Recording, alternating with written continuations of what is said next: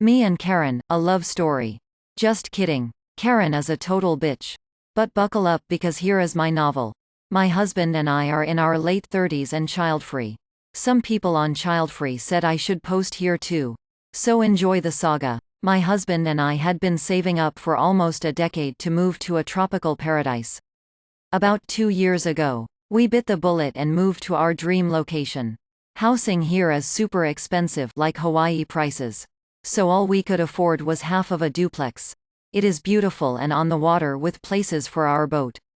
Unfortunately, Karen, Billy Bob, the boyfriend, and her 3 gremlins live in the other unit. Setup. There is some period of time we just went for a week here and there. But we live here full-time now. The entire duplex was owned by an older gentleman who rented out both sides. The sides do not match at all. One side is a 5-bedroom, 3-bath. The other side of the duplex is a 2-bedroom, 1-bath. We bought the 5-bedroom. On our side of the property, we have 90% of the backyard, a gazebo, and dockage about 150 since it is on a corner. The other side has a small backyard, patio, and maybe 15 feet of dockage. The rental leases say the renters are entitled to their specific backyards. But there were no fences or anything.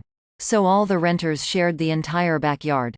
After we bought the house, Karen immediately tried to throw her weight around that they expected to continue with that privilege. I told her if she asked politely, we would try to accommodate her. She thought this meant she could use our backyard whenever she wanted. Party incident. One day my husband and I are enjoying some drinks outside when a delivery truck shows to set up a giant blow-up thing in our backyard. I asked Karen WTF she thought she was doing and she said it was her kid's birthday. Then she had the gall to say it was a family and friends only event. So we had to stay inside our house, not wanting to be a total asshole and ruin some little girl's birthday. I told Karen after this she had no access to our backyard. Period. Karen shrugged and kept setting up for the party. During the party, a drunk adult wandered into our house which shocked us all. I said Karen's house is the other side and he said, oh. Karen said she owned the whole property and to use whichever bathroom was available. I directed him to Karen's bathroom and soon after she came storming into our house, screaming about how dare we make her look bad to her friends and how selfish we are, we couldn't even spare one bathroom. She said we didn't deserve all this space with just us. I told Karen to get the hell out of my house or I would be calling the cops. She finally left and the party wrapped up shortly after. Backyard remodel. After the party incident, we decided we needed to clearly define the backyard and build a fence.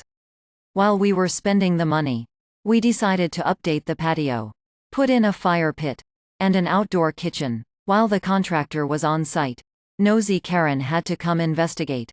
Since the fence would be the last thing built, I was vague and just stuck to telling her about the patio update. You could see her face light up because of course in her mind, what's ours is hers. When the workers started on the fence, Karen came out screaming for the work to stop. I went outside and told the workers to keep working and told Karen to butt out. Of course, in true Karen fashion, she called the cops.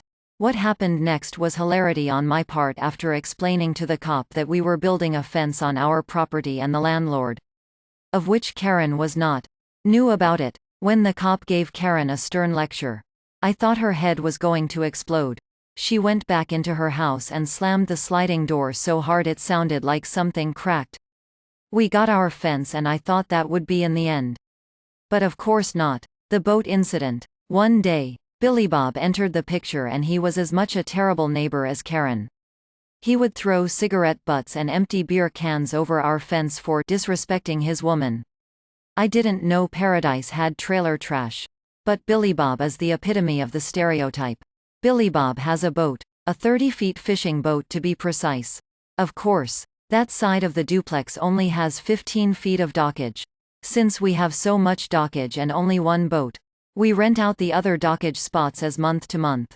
People come and go, so if we don't receive rent from them by the end of the month and the boat disappears, we think nothing of it.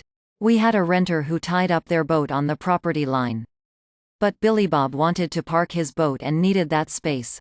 Karen and Billy Bob posed as us. We were out of town. Told the renters to be gone at the end of the month. And then parked Billy Bob's boat on the dockage. I only found out about it weeks later because the renter left a nasty review on the rental site we use. They said we were rude and went back on the verbal agreement to let them stay for 3 more months. I was like, what the fuck is all this? After a phone call, I quickly put 2 and 2 together. I called the cops who told Karen and Billy Bob they need to move their boat or it would be towed, the equivalent of it anyway. Karen and Billy Bob started screaming the boat is fully on their property. It isn't. Then changed to no one can own the water. True. But a seawall is deeded. That we are liars. And at some point Billy Bob punched a cop and went to jail. I felt bad for the cops. So took them all snacks the next day with a note apologizing for neighbor drama. I ended up winning my small claims suit against them for lost rental income. But of course haven't seen a dime. I eventually convinced the dockage renters to come back and gave them a few months free as compensation. Final revenge. If you've made it this far, congratulations. Get ready for a juicy justice boner. So with the collapsing market, we were trying to figure out what to do with our savings when a perfect opportunity opened up. The landlord who owned both properties was in desperate need of some cash and was tired of managing the property from 2,000 miles away because of course Karen is a Karen and called him weekly for every little thing. His only stipulation was we let the poor single mom who has been his renter for 8 years finish her lease, which is up in July. Since we just have money we were trying to reinvest and because now we get to control our neighbors. Heck yeah, we jumped on that. Since we didn't need a realtor or mortgage and an inspection had been done just a year ago for the old landlord to refinance. Everything closed in just under 2 weeks. Karen was aware of a change of ownership. We registered the property under an LLC. But didn't know who, until 8 days ago. I went over to Karen's house and knocked on the door. Karen answered with a, "What the fuck do you want, cunt?" I smiled, handed her our landlord information, and sweetly reminded her rent was due by Friday. But she could just hand me the check if that was easier. I've always heard descriptions of people's faces turning white. But this was the first time I have actually seen it. I told Karen that we are honoring her lease until the end of July. But afterwards she had better make plans to move because we instead to remodel it before these next tenants moved in.